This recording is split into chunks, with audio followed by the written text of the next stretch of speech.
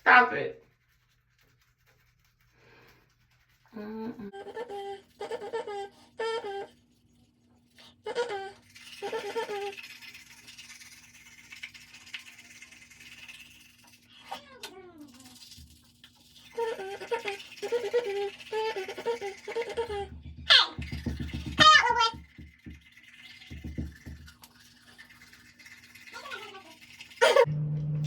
Watch me put on my face products, my face care routine.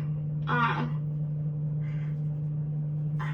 already took care of the washing part, but this is the face part. I mean the moisturizing part that I do every day and every night. I try to do every night. Recently I've been slipping a little bit, only because going back to work this fast, being off and on and off of work, my eyebrows need like attention like right away. Like right now I need some attention on my eyebrows. I hate when my eyebrows start growing back in, because that's when I start, I don't know. They used to be way more heavier than this though, and I used to go with them looking like that, but now as I'm aging, I don't think that's cute. I just don't think it's cute no more.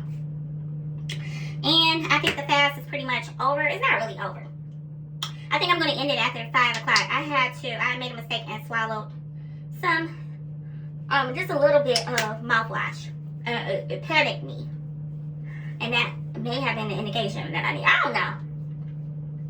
Anyway, it panicked me.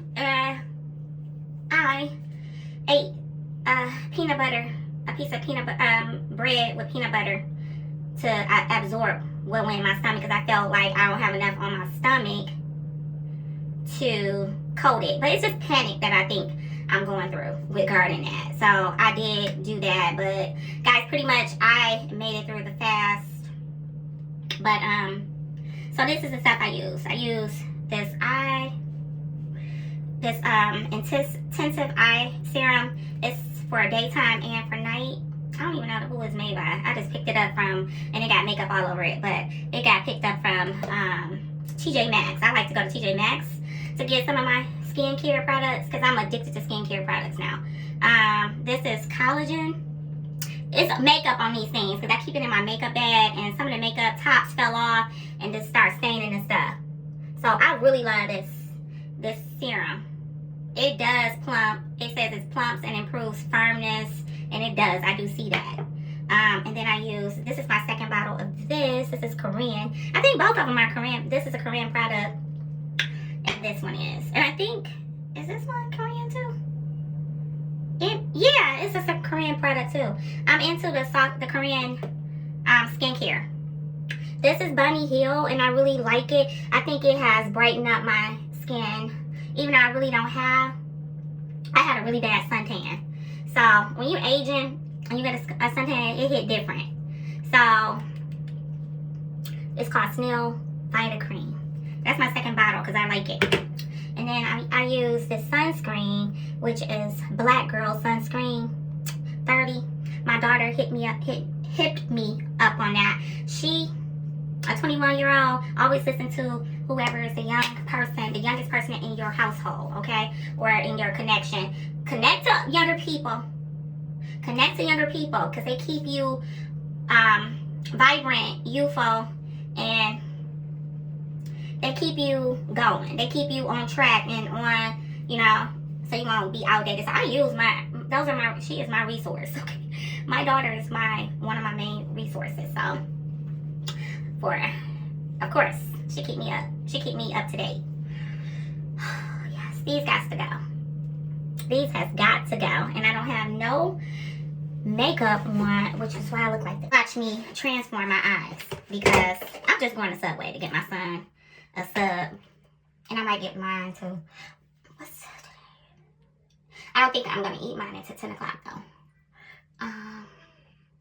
Okay. me freshen up my eyes. I don't have no, what you call it? Oh, my lashes. Guys, I know a lot of people like, I like natural look. I like your natural look or whatever. Get you a man that like both, okay? A man that want to keep you only natural is usually, and I'm not saying this for every man, but how I feel is if men who want to keep you natural, they want to keep you small. That's where they can handle you at. They can handle you with the natural you. Which, you want to be able to be natural with your man too. You do. But a man that can love you and appreciate,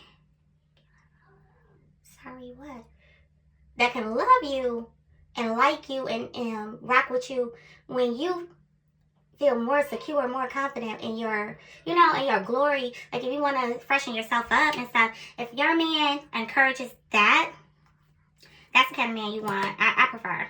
Because you know what happens is, and I'm not talking about nobody personally, but what I remember is when I was in my marriage, I had marriage trauma, okay? I had marriage trauma that I am still trying to overcome. And he really did not care. He used to pull that card. He liked natural women. He liked, he liked me to be in my natural state. He actually didn't care if I was, he didn't really like put me down or anything like that when I did go over and be, I put on makeup and stuff. But I felt too comfortable in my skin to, I felt so comfortable in my skin that actually he was suppressing me. I was not in, like I upgraded myself is what I'm trying to say. Hey baby. I upgraded myself. I feel like I did a whole upgrade. Like I had to go and figure out who I was and stuff. And I feel more confident, when I look better. When I feel like I look better. Like I like my natural face, even though, I have age. I'm aging.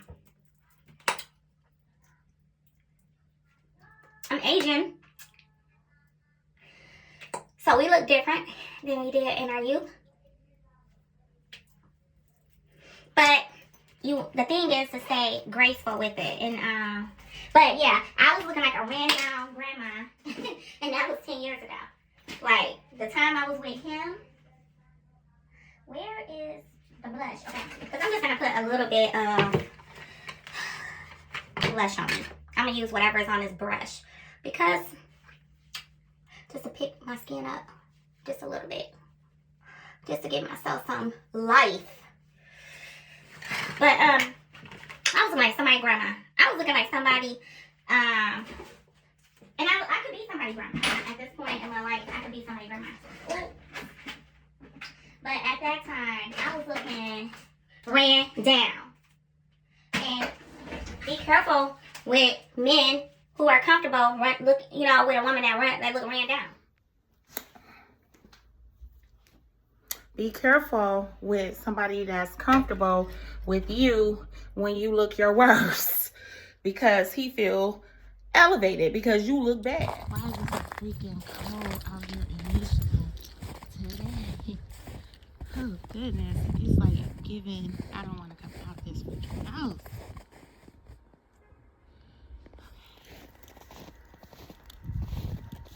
It's giving, I don't want to go out this. Where's my son? Where do he have his soccer ball up on that bush? He's so B-A-D.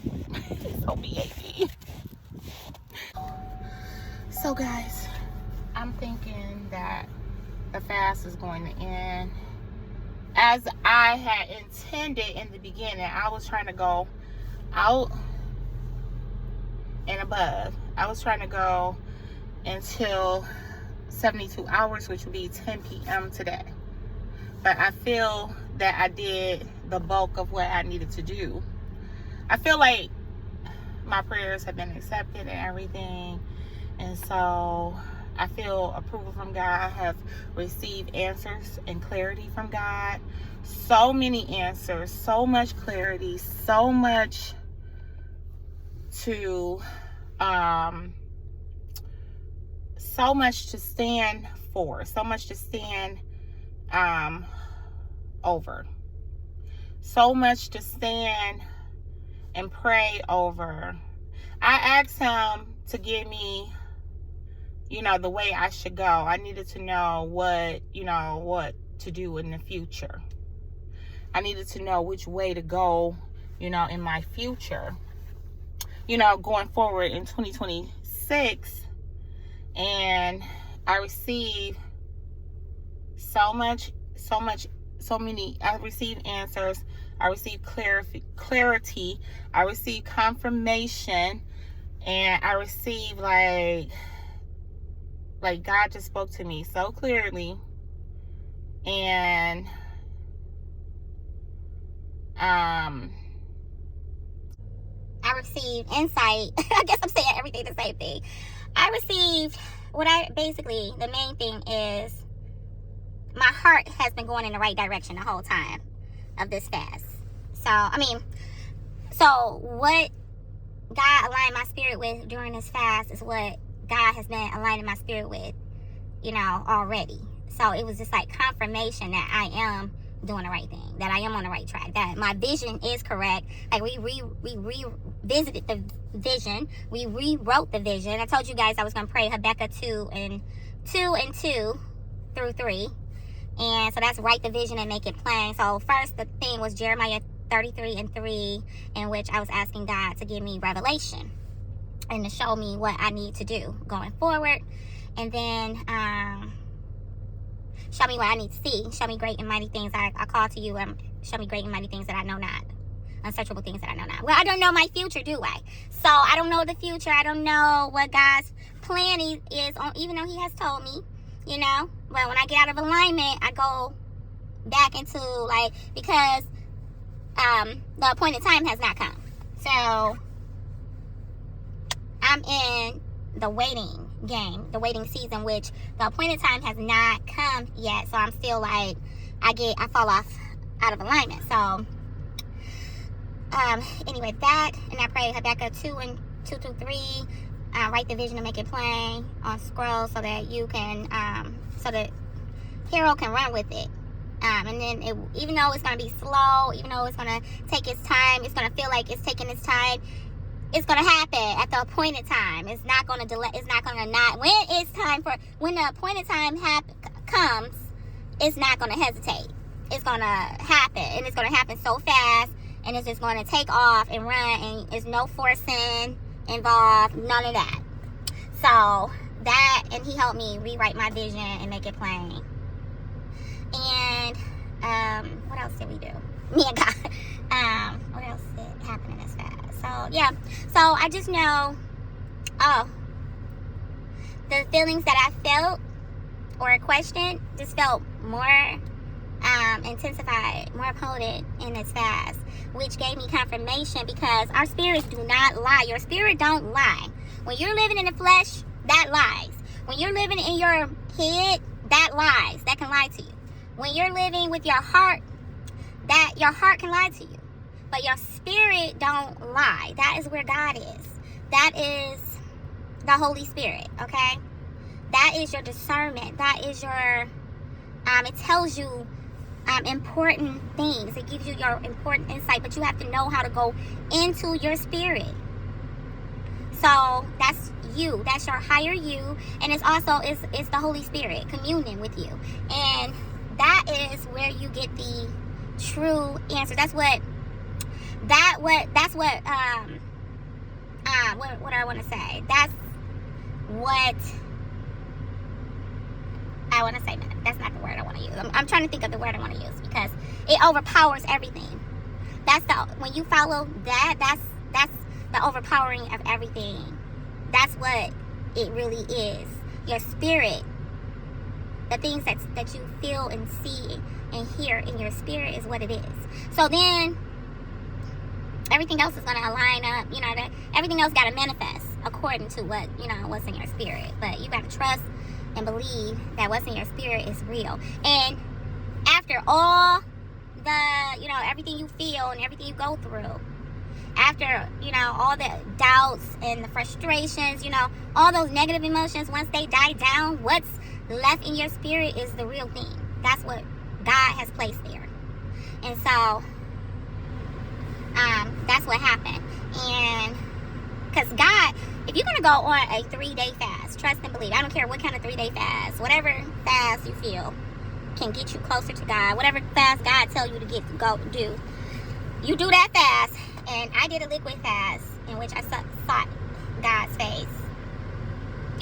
And I see you. Okay, who cares, little boy?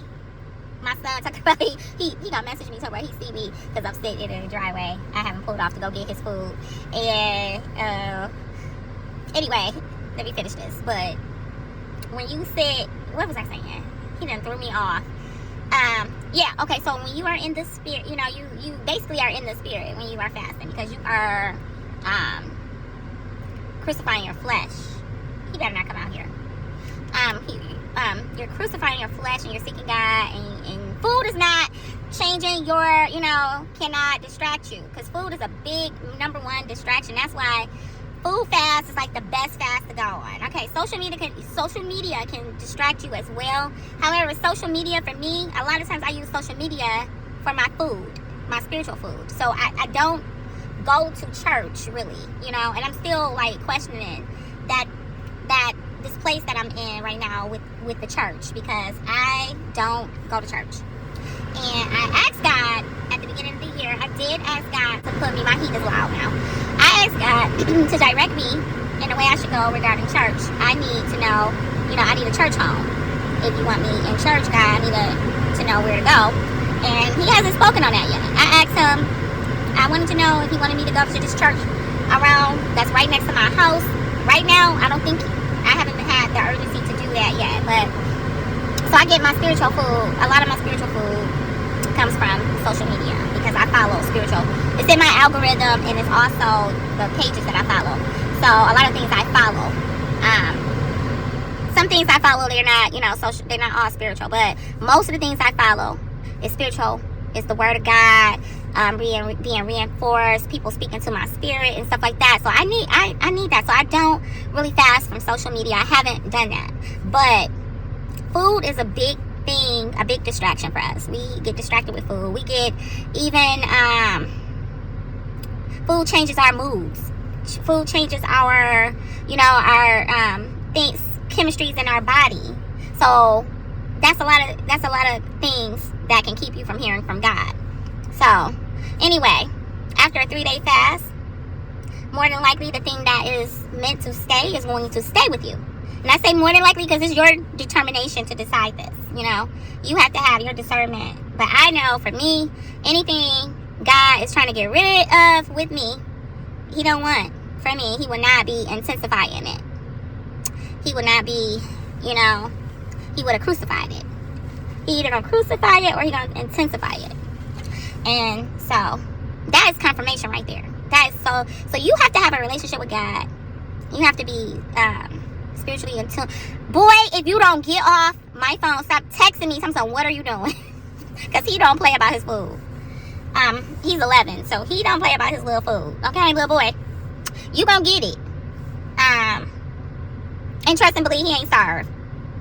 But yeah, so anyway, that's with that being said, I'm gonna go get my son his food. But he has put the things God has put on me in me during my whole 21-day fast, because the 21-day fast is over tomorrow at 5. But things he has put inside of me is that he's returned my servant heart, because I was resisting my servant heart, because I know I'm transitioning. So I know I'm transitioning, and I'm trying to, like, I know I'm transitioning. I know I'm a bloodline redeemer, and I'm trying to break away from patterns that keep me stuck. So in that, you know, you go in between where you are going and where you know, have currently been, the past, and you trying to get out of the past. You don't want to be stuck. So you start resisting.